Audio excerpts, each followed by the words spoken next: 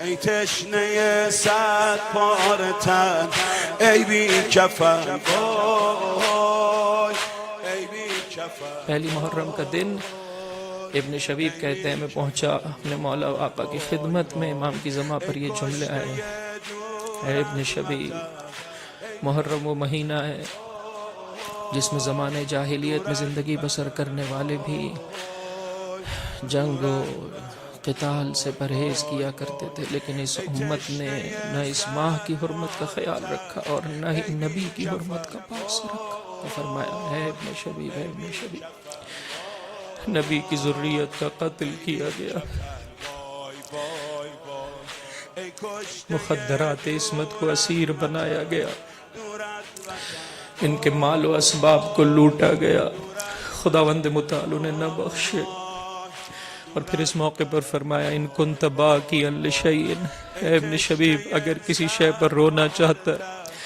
فابکی للحسین ابن علی ابن ابی طالب،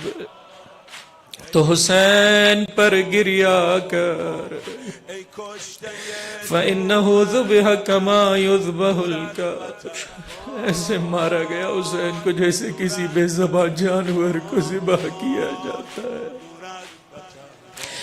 اور 18 ایسے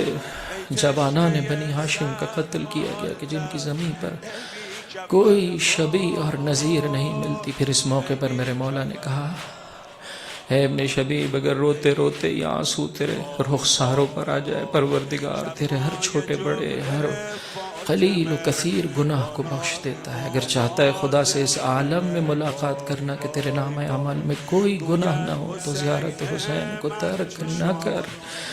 اگر چاہتا ہے اللہ کے رسول کے ساتھ جنت میں تجھے ہمراہی نصیب حسین کے قاتلوں سے بیزاری اختیار کر۔ آخر میں فرمایا اے ابن شبیب اگر چاہتے ہو جنت میں اس درجے میں رہو کہ جس درجے میں پروردگار متعال نے ہمیں قرار دیا ہے، فاحزن لحزننا وافرح لفرحنا، جب ہمارے یہاں غم و اندوہ کی کیفیت ہو تو غم و اندوہ کی کیفیت اپنے اوپر طاری کر لے اور ہماری خوشی میں خوشحال ہو جائے۔ یاد رکھے ابن شبیب اگر کوئی کسی پتھر سے بھی محبت کرے گا اور اس سے دل جوڑے گا، پروردگار متعال کل کو قیامت میں اسی پتھر کے ساتھ اسے محشور کرے گا۔ ای کشته دور